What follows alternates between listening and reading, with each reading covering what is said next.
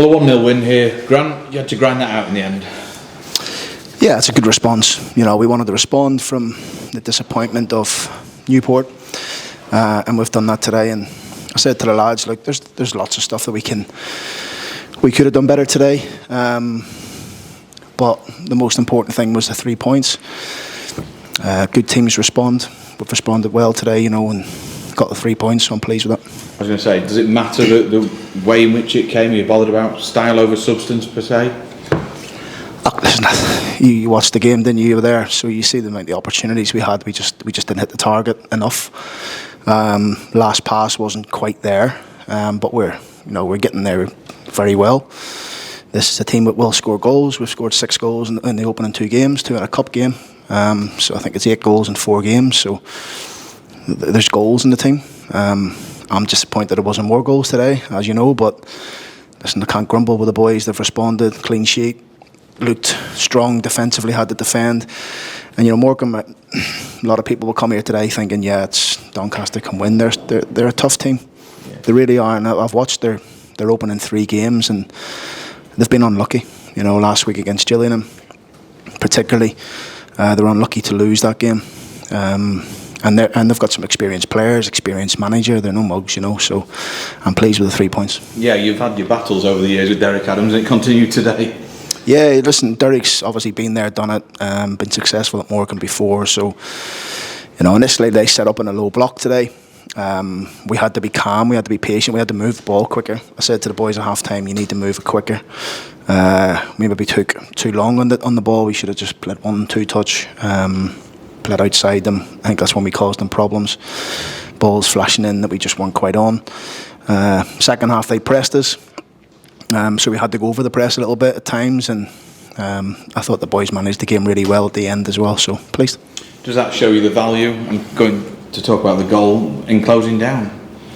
Yeah, Harry's got that. You know, his energy's first class. It really is, and the way he runs and jumps and competes, and you can see he's played at this level for years, you know, and he's got all that energy and the traits that we really like in a midfield player, similar to Owen Bailey and people like that. You know, he's a similar type of player to Bales, so he's got them traits, and he's got good quality as well. You know, the shot he had with his left foot, cannons off, Billy hits a post.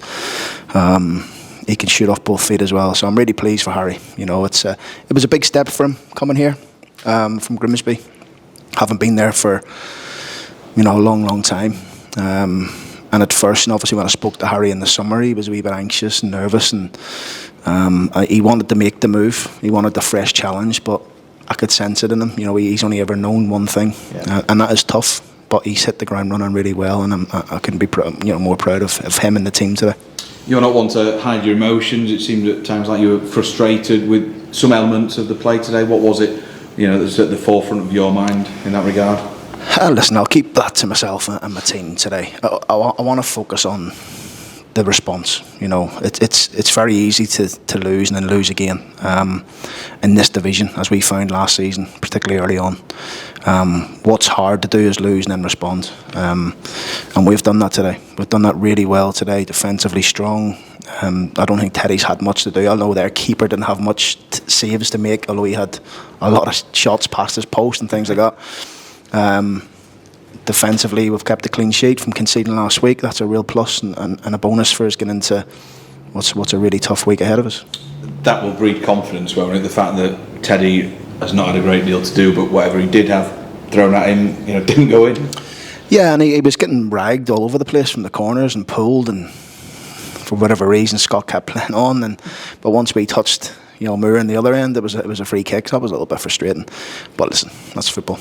A couple of selection kind of issues or changes that you've made today. Firstly, Brandon Fleming on his first start. What do you make of him? Yeah, Brandon showed everything today of what we brought him in for. Listen, we'll see. We'll have a look at the footage back. I've seen that Brandon shouldn't have got himself booked. He should have been in a better position. Guion shouldn't have been able to run between them. I know Guion well because I signed him for Peterborough many years ago from Swansea or Newport, one of the two. He's a good player, and one instance he switched off and Guion's got in. Listen, we had a man round on the cover, so I think the referees made a really good decision. But apart from that, very, very good performance. Strong defensively, 1v1s, didn't let any crosses come in, got forward when he could. Really good performance. I imagine that when you're saying that there was a man on the cover, you don't think it was a red card. I'm guessing your counterpart does think it was a red card. Yeah, listen, if the foot was on the other shoe, I'd have probably been screaming for it as well. But in hindsight, when you see it back, Joe Oliver's coming round. You know, it's a tight angle. It's not like he's gone through centrally on goal. He's on an angle. It probably favours the goalkeeper to save a shot from that angle. But I can get where Derek's coming from. You know, I think, you know, if that was the other way around, I think would all be screaming for it. But I would say the referee's made a right decision on that one. Sharp for Ironside. Is that a tactical one today? Yeah, we've got two very, very good number 9s. It's been a tough off-season for Joe. You know, he's had a little newborn baby, and his life's not his selves when he goes home, and he's got the screaming of that. But I know his wife takes care and gets Joe the rest he needs. But listen, that's not an excuse for Joe. You know, we know Joe can score goals. He didn't score last year until I think it was the 4th game in Mansfield. And then after that, he didn't score for a while, and then he went on a run. So he's done this before, Joe. You know, he told me at Kidderminster he never scored for the first 10 goals, and then he got 25. So he knows what he's doing, and we have no concerns. But I've got two very good centre forwards. Any fatherly advice to him? You'll have played when you've had a newborn in the house. Yeah, listen, my wife was unbelievable. Honestly, I just slept anywhere I couldn't hear the baby crying, to be honest. So I'm sure Joe gets the same treatment. You said it's a big week for the club. Starts on Tuesday, and that trip to Everton, if you don't mind. Well, how will you prepare for that one? Great game, great occasion for everybody, great occasion for our fans to go to a very, very, nostalgic stadium. I've actually never been there myself. I've been to most Premier League grounds. I've not been to Tottenham's new one, and I've not been to Everton. So I'm looking forward to it. And it's just an occasion for us to go and see how far we are away from the Premier League. And listen, I know we are because we're in League 2, but it gives the boys a chance to go and play against the top Premier League players, and it gives our fans a great day out, and we'll go there to give it our best shot to try and win the game. Yes, the boys will look there and they'll go there and they'll see 25, 30,000 Everton fans there, and that's what you want to play in front of. It really is. And as a young player, and as we have a lot of them in our change room, they aspire to be at that level. So to go and test themselves against those type of players will be just a great occasion. Apart from Billy Sharp, I can't think off the top of my head of too many who will have sampled playing on that pitch. So, and it will be the last time as well, barring some freak drawing the FA Cup. Yeah, I mean that's what I mean. It's a great occasion for the boys to go and test themselves. It's every time you watch Everton on Sky, and when they're on TV, you see how tight it is, and the atmosphere is unbelievable. So, good occasion for us. Obviously, good to see Sean, my old mate, again. Don't know how they get on today, but Sean's a great guy, and I've kept in touch with Sean over the years, and he gave me my first bit of advice many years ago when I went into management, and I went and met him at his home and had a coffee with him. So I've known him for many years, legal lovers, good friends with Sean and Ian Wone and people like that, so be good to see him again. If I told you that Everton got beat 4-0 at Spurs, I presume, I don't know, what do you make of that, and will that alter anything that in your view of the game?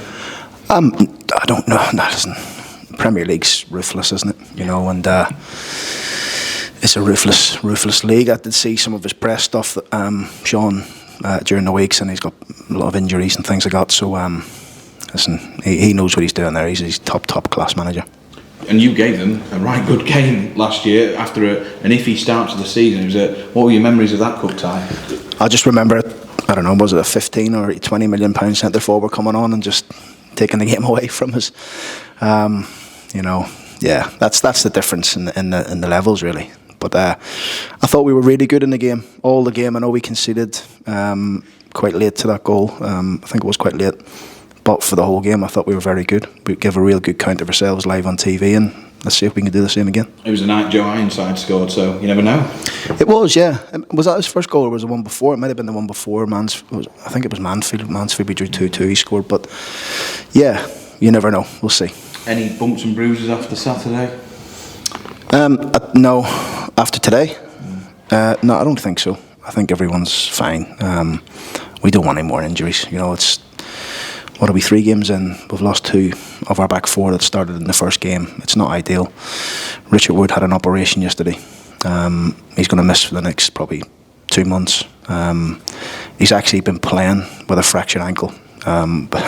Tells you everything you need to know about Richard Wood and what a warrior he is. Did it in the Stamford game. He's just had a crack in it, and he got whacked on it again in training, and then he got whacked on it at Newport, and Dave just wanted to send him for a scan to rule anything out, but unfortunately he's come back that, so he's had a pin in his ankle. I think what's important for Woody was to get that done, because he wants, you know, quality life after he finishes playing. The last thing he wants is any mishaps with his ankle or arthritis kicking in. So I think he'll be back in no time, because he's, like I say, he's a top professional. Yeah,